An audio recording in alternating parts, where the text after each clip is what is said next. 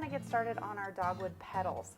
I forgot to mention this before, but what I've done is I've taken a Ziploc bag and I've cut the top and down one of the sides, and I'm just going to use this for any of the petals that I cut out that I'm not working on yet. I'm just going to slide them right in here. It's going to keep them nice and moist. So I have a small amount of platinum paste, and actually this is far more than I'm going to need. All right.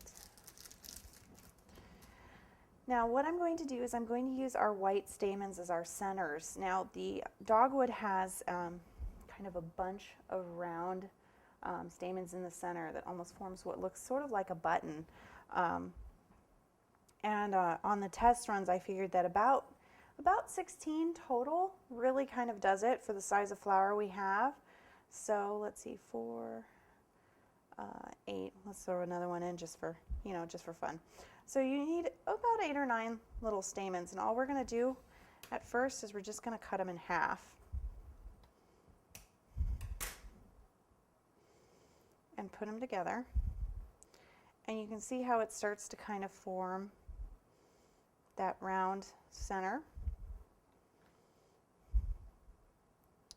And I made a mistake and did not start off on the right foot. You want to make sure that you have your floral tape kind of cut and ready and waiting for you. I like to cut mine in half just because I find that the whole width of floral tape is a little overkill. You don't really need to use that much tape. It makes your stems a lot thicker than they need to be.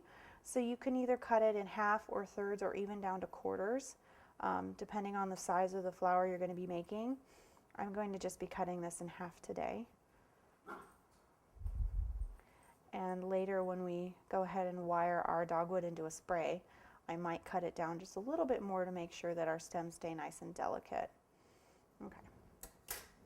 So now we have our floral tape. It's ready to go. So let's pick our stamens back up. And they're pretty long right now. Don't worry about that too much.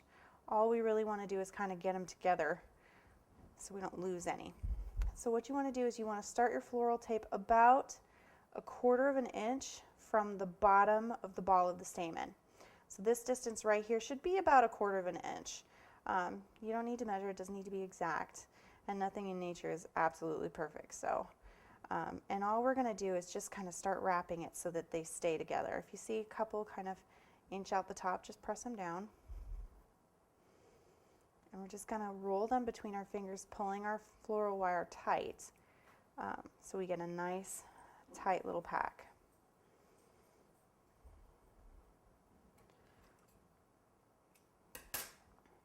Now what I'm going to do is I'm actually going to cut off the excess. We only need about 1/2 an inch total.